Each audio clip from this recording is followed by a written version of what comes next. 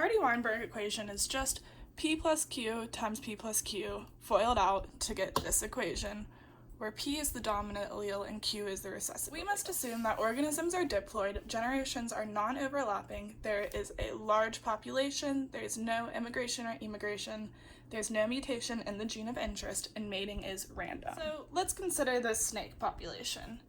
There's going to be 4 blue-skinned homozygous dominant snakes. There's going to be 9 yellow-skinned homozygous recessive snakes. There's going to be 12 green-skinned heterozygous alleled snakes.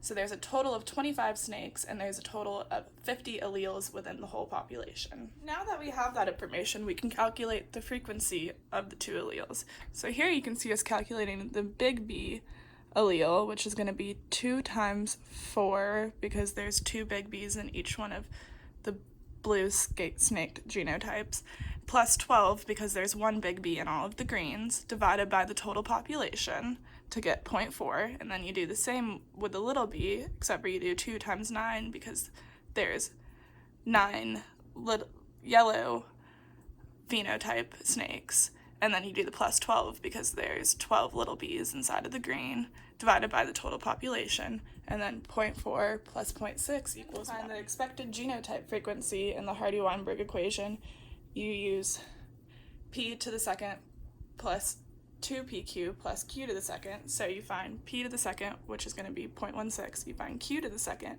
which is going to be 0.36, and then you find 2pq, which is going to be 0.48. Fitness is the ability to survive and reproduce. These snakes' populations are affected by overdominance, resulting in stabilizing selection, where heterozygous genotype is favored and both alleles remain in the population.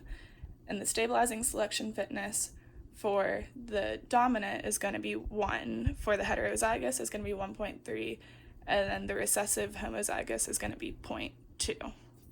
So, to find the frequency after stabilizing selection, you do the dominant allele frequency 0.16 times the fitness, so times 1, and you get 0.16. And then for the heterozygous, you do 0.48, which is the frequency, times the fitness, 1.3, and get 0.624. And then you do the same for the homozygous recessive, so it'll be 0.36 times 0.2, and you get 0.072. And the green will continue to increase because it has the best fitness, being able to camouflage into the grass and plants more than blue or yellow snakes. There's a variety of fitnesses for different genotypes and populations, and here is a table where you can see some of them.